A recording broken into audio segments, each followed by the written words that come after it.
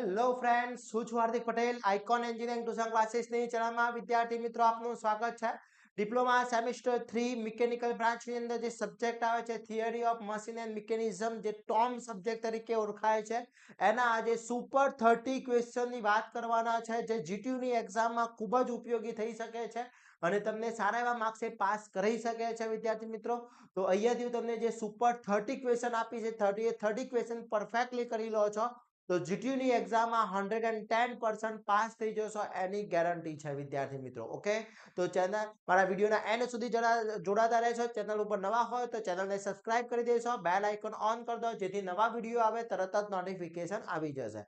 વાત કરીએ આજના ટોમ સબ્જેક્ટમાં જે મોસ્ટ આઈએમપી ક્વેશ્ચન છે વિથ આન્સર આપણા કોર્સની અંદર ઓલરેડી અપલોડ કરી દેવામાં આવેલા છે. તો ફટાફટ કોર્સ પરચેસ કરીને તૈયારી સ્ટાર્ટ કરી લેશો અને સારા એવા માર્ક્સ મેળવી શકો છો.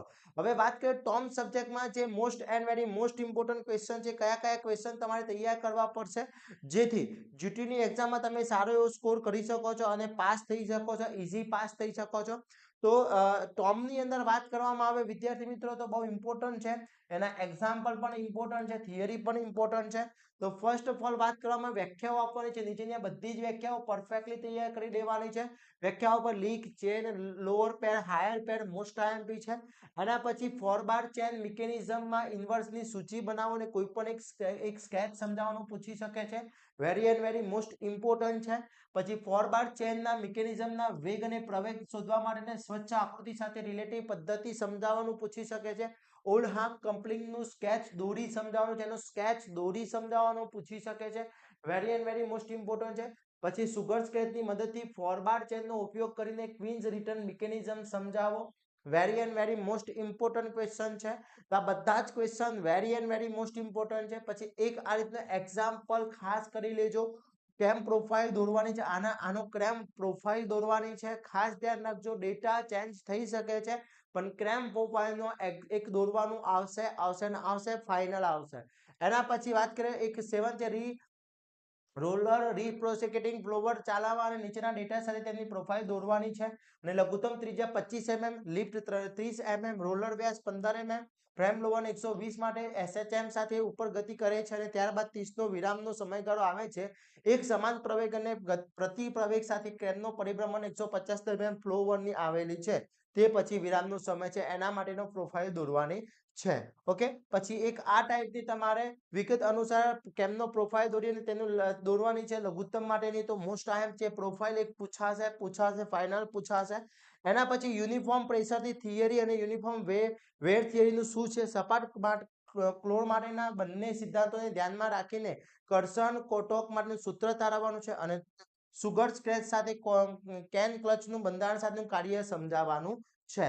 આટલા very and very most important question છે. એના પછી વાત કરી લઈએ તો ફૂડ સ્ટેપ જે છે, ફૂડ સ્ટેપ શોધવાનું સૂત્ર તારવવો અને યુનિફોર્મ પ્રેશર સાથે ધારણાઓ. પછી બ્રેક ડાયનેમોમીટરનો તફાવત very and very most important છે. પછી રોપ અને બ્રેક ડાયનેમોમીટરનું બંધારણ કાર્ય સ્વચ્છ આકૃતિ સાથે સમજાવવાનું છે. પછી ડિફરન્શિયલ બેન્ડ બ્રેકનું બાંધકામ અને કાર્ય સ્વચ્છ આકૃતિ સાથે સમજાવવાનું છે. 150 120 જેવો શંકુનો કોણ ધરાવતો કોર્નિવલ પિવોટ 300 mm વ્યાસનો વર્ટિકલ શાફ્ટને સપોર્ટ કરે છે, જે 20 કિલો ન્યૂટનના ભારે અધીન છે. ઘર્ષણનું ગુણાંક 0.05 છે અને શાફ્ટ ઝડપી 120 આરપીએમ છે. તો યુનિફોર્મ પ્રેશર, યુનિફોર્મ વેગ ધારીને ઘર્ષણમાં ગુમાવેલી શક્તિની ગણતરી કરવાની છે. પછી કા સૂત્ર છે T1/T2 બરાબર સિગ્મા મ્યુ 0. તમારે પ્રુદેટ કરવાનું ગુણોત્તરનું સૂત્ર છે. પછી કમ્પાઉન્ડિંગ ગિયર માટેનો એક એક્ઝામ્પલ તમારે સ્વચ્છ આકૃતિ દોરવાની છે. ગિયર ટ્રેન સ્વચ્છ આકૃતિ સાથે સમજાવવાનો છે. પછી TC બરાબર T maximum/3 સાબિત કરવાનું મોસ્ટ આઈએમપી છે. એના પછી એક બેલ્ડિંગ ડ્રાઈવમાં આપેલો છે, એના ફ્રન્ટ બેલ્ટ ડ્રાઈવના સંબંધો મેળવવા માટેનો છે. એટલે પાવર ટ્રાન્સમિશનની બેલ્ટની ગતિ શોધવાનું છે અને આ સૂત્ર તમારે પ્રુદેટ કરવાનું છે. ઓકે, તો આ બધા જ question very and very most important છે.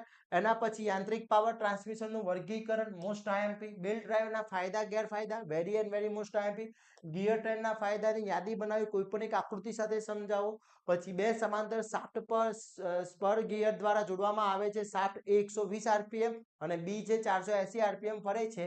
બંને શાફ્ટ વચ્ચેનું અંતર લગભગ 500 mm છે તથા ગિયરના દાંતા 8 મોડ્યુલના છે. તો બંને ગિયરના દાંતાની સંખ્યા તેમજ શાફ્ટ વચ્ચેનું ચોક્કસ અંતર શોધવાનું છે. આ ટાઈપનો ડેટા ચેન્જ થશે, ડેટા ચેન્જ થઈ શકે છે, ધ્યાન રાખજો. એના પછી ફ્લાય વ્હીલ અને ગવર્નર વિશે સરખામણી, ટર્નિંગ મોમેન્ટના ડાયાગ્રામના ઉપકરણો, સ્વચ્છ આકૃતિ સાથે સમજાવવાનું છે. હાર્ડનર ગવર્નરનું બાંધકામ અને સ્વચ્છ આકૃતિ, પછી નીચેની વ્યાખ્યાઓ આપવાની છે. અને આ બંને most and very most important question છે. તો each and every question very and very most important છે. આ બધા જ ક્વેશ્ચન પરફેક્ટલી કરી લો એટલે જીટીયુમાં ઇઝીમાં ઇઝી પાસ થઈ જશો અને સારા એવા માર્ક્સ આવી જશે. તો વિદ્યાર્થી મિત્રો, આ વિડીયોને વધુમાં વધુ શેર કરી દઈશું આપણા દરેક મિત્રો સાથે, જેથી દરેક વિદ્યાર્થી મિત્રોને હેલ્પફુલ થઈ શકે. અને આવા જ નવા વિડીયો સાથે નવા દિવસે મળીશું. ત્યાં સુધી વિદ્યાર્થી મિત્રો મને રજા આપશો. જય હિન્દ, જય ભારત.